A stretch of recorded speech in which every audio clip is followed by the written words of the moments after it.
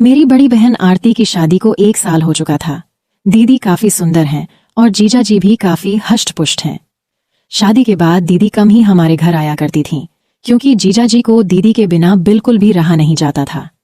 दीदी और जीजा जी एक दूसरे से बहुत प्यार करते हैं और एक दूसरे के बिना नहीं रह सकते। ये बात मुझे उस दिन समझ में आई जब दीदी दिवाली पर हमारे घर आई हुई थीं। दीदी को आए 1 हफ्ता हो चुका था, लेकिन जीजा जी के फोन दिन भर में कई बार आते रहते थे। दीदी अक्सर कहती थीं, इतनी जल्दी कैसे आऊं, कुछ दिन और रुकने दो। पर आप भी फोन करके ऐसी ऐसी बातें करते हो जिससे मुझे भी आपकी बहुत याद आने लगती है। उतने में मम्मी आ गईं और दीदी ने फोन काट दिया। मम्मी ने दीदी को किचन में बुला लिया, क्योंकि दिवाली की मिठाई, चिवड़ा, करंजी वगैरह बनानी थी। हम सब ने मिलकर शाम तक आधी चीजें बना ली थीं और बाकी की मिठाई अगले दिन बनाने का तय हुआ।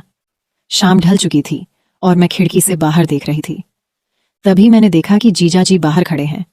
मैंने जल्दी से दीदी को आवाज लगाई।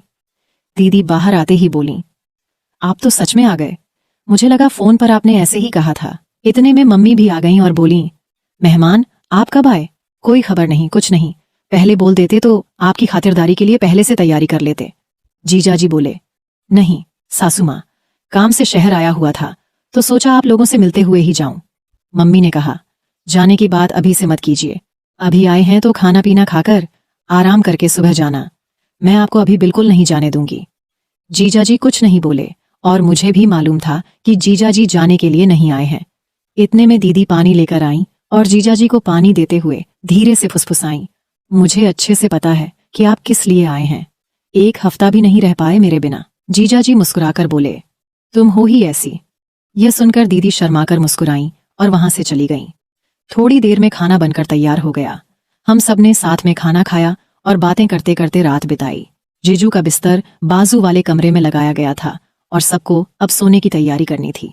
घर के सारे लोग अपने अपने कमरे में सोने चले गए थे, लेकिन मैं, दीदी और जीजू अब भी सोफे पर बैठे टीवी देख रहे थे। टीवी पर हम आपके हैं कौन मूवी चल रही थी, जो मुझे बहुत पसंद थी और दीदी को भी। थोड़ी देर में जीजू ने उबासी लेते हुए कहा, बाप रे, मुझे तो बहुत नींद आ रही है। दीदी ने मन ही मन मुस्कुराते हुए जवाब दिया, तो फिर जाइए ना, बाजू वाले कमरे में आपका बिस्तर लगा दिया है, आराम कर लीजिए। मैं मूवी देखकर बाद में आ जाऊंगी। जीजू का चेहरा देखने लायक था। वो थोड़ा खींचकर कमरे की ओर चले गए। मुझे और दीदी को हंसी आ रही थी, लेकिन हमने कुछ नहीं कहा। हम दोनों मूवी देखने में लगे हुए थे। कुछ देर बाद दीदी ने मुझसे कहा, छोटी, मुझे भी अब नींद आ रही है, मैं सोने जा रही हूँ। मैंने तुरंत कहा, दीदी, अगर तुम भी चली जाओगी तो मुझे डर लगेगा। तुम्हें पता है ना, रात में मुझे अकेले डर लगता है। दीदी थोड़ा ठिठकी और बोली, ठीक है, थोड़ी देर रुक जाती हूँ। उसी वक्त जीजू ने कमरे से आवाज लगाई, आरती, पानी चाहिए। दीदी ने तुरंत कहा, रुको छोटी, मैं तुम्हारे जीजू को पानी देकर आती हूँ। मैंने कहा, ठीक है, पर जल्दी आना। दीदी किचन से पानी की बोतल लेकर जीजू के कमरे में चली गईं। मैंने सोचा, अभी आएगी, अभी आएगी, लेकिन 5 मिनट बीत गए और पूरे घर में मुझे कोई नजर नहीं आया। डर के मारे मैंने दीदी को आवाज दी। थोड़ी ही देर में दीदी कमरे से बाहर आईं। उनकी साड़ी थोड़ी अस्त व्यस्त थी, बाल बिखरे हुए थे और सांसें तेज चल रही थीं। मैंने घबराकर पूछा, दीदी, इतनी देर क्यों लगा दी? मुझे डर लग रहा था। दीदी ने हंसते हुए कहा, अरे वो कुछ नहीं, तुम्हारे जीजू को बहुत प्यास लगी थी, इसलिए पानी देने में थोड़ा समय लग गया। इतने में जीजू कमरे से बाहर आए और बोले, अरे, मेरे फोन की बैटरी खत्म होने वाली है, क्या तुम मेरे लिए चार्जर ला दोगी? दीदी ने जवाब दिया, ठीक है, देखती हूँ, आप यहीं रुकिए। लेकिन जीजू ने कहा, अरे तुम देखो, मैं कमरे में वेट करता हूँ। यह कहते हुए वे वापस कमरे में चले गए। दीदी मेरे कमरे में गई और वहां से मेरा फोन चार्जर उठाकर जीजू को देने उनके कमरे में चली गई। मैंने सोचा कि चार्जर देकर वो तुरंत वापस आ जाएंगी, लेकिन थोड़ी देर बीत गई और दीदी का कोई अता पता नहीं था। मैंने एक बार फिर से दीदी को आवाज दी, लेकिन कोई जवाब नहीं आया। मैं समझ गई कि शायद दीदी चार्जर लगाकर फोन की चार्जिंग में व्यस्त होंगी। थोड़ा डर भी लग रहा था, इसलिए मैंने टीवी बंद किया और अपने कमरे में सोने चली गई। लेकिन मुझे नींद नहीं आ रही थी। बिस्तर पर लेटकर मैं अपना फोन चलाने लगी। आधे घंटे बाद मेरा फोन डेड हो गया, उसकी बैटरी खत्म हो चुकी थी। अब मैं इधर उधर चार्जर ढूंढने लगी, लेकिन याद आया कि मेरा चार्जर तो दीदी ले गई है। अब मैं असमंजस में थी, क्या चार्जर लेने के लिए जाऊं या नहीं? नींद तो वैसे भी नहीं आ रही थी और बोरियत भी हो रही थी। मैंने सोचा कि शायद चार्जिंग अभी शुरू ही हुई होगी। मन ही मन मैंने तर्क किया कि आजकल के फास्ट चार्जर कितनी जल्दी फोन चार्ज कर देते हैं।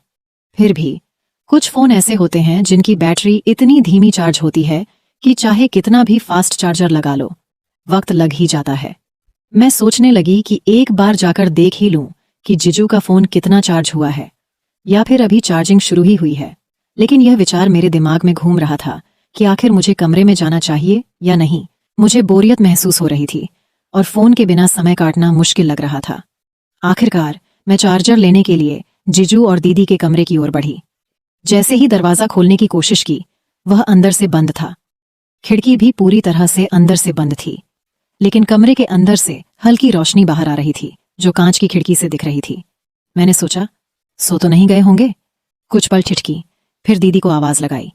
पहली बार कोई जवाब नहीं आया। दूसरी बार फिर आवाज दी, तब दीदी की आवाज आई। क्या है? क्यों परेशान कर रही है इस टाइम पर? मैंने कहा, दीदी वो मेरा फोन चार्जर अंदर रह गया है।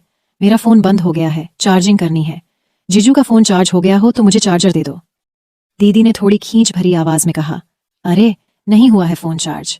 तुम्हारे जीजू के फोन को चार्ज होने में काफी समय लगता है। चार्जिंग तो अभी अभी शुरू हुई है। तुम जाकर सो जाओ, परेशान मत करो। मैंने कहा, दीदी बस 10 मिनट के लिए चार्जर दे दो, मेरा फोन फास्ट चार्जिंग करता है। दीदी ने जवाब दिया, ठीक है बाबा, लाती हूं, तू अपने कमरे में जा। मैं अपने कमरे में लौट गई। थोड़ी देर बाद दीदी चार्जर लेकर आई और बोली, ये ले तेरा चार्जर, अब परेशान मत कर। जैसे ही मैंने चार्जर लिया, मेरी नजर दीदी पर पड़ी। मैंने हैरानी से पूछा, दीदी आपने ये क्या पहना है? ये तो जीजू का शर्ट है, आप तो साड़ी में थी ना? दीदी ने झेंपते हुए कहा, चुप बैठ, मैं जा रही हूं। यह कहकर दीदी वापस कमरे में चली गई। मैंने चार्जर से अपना फोन चार्ज करना शुरू कर दिया। सिर्फ 15 मिनट में मेरे फोन की काफी बैटरी चार्ज हो गई थी। मैंने सोचा, चलो अब चार्जर वापस दे आती हूं। अगर दीदी सो भी रही होंगी तो मैं खुद जीजू का फोन चार्जिंग पर लगा दूंगी। मैं चार्जर लेकर दीदी और जीजू के कमरे की ओर गई। इस बार दरवाजा थोड़ा सा खुला हुआ था, शायद दीदी जल्दी में बंद करना भूल गई होंगी।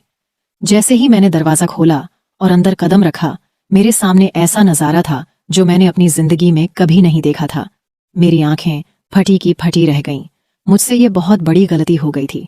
मुझे अंदर आने से पहले आवाज देनी चाहिए थी। मैं ये कैसे भूल सकती थी कि यह शादीशुदा जोड़ा है। मुझे उन दोनों को देखकर बेहद शर्म आ रही थी, लेकिन दीदी और जीजू को इस बात का जरा भी अंदाजा नहीं था कि मैं दरवाजे पर खड़ी हूं और उन्हें देख रही हूं। उसके बाद जो हुआ उसे जानकर आप इतने हैरान हो जाएंगे कि आपको एक बड़ा झटका लगेगा। कहानी का अगला भाग जानने के लिए तैयार रहिए। अगर आपको यह पहला हिस्सा अच्छा लगा तो हमें कमेंट्स में जरूर बताएं।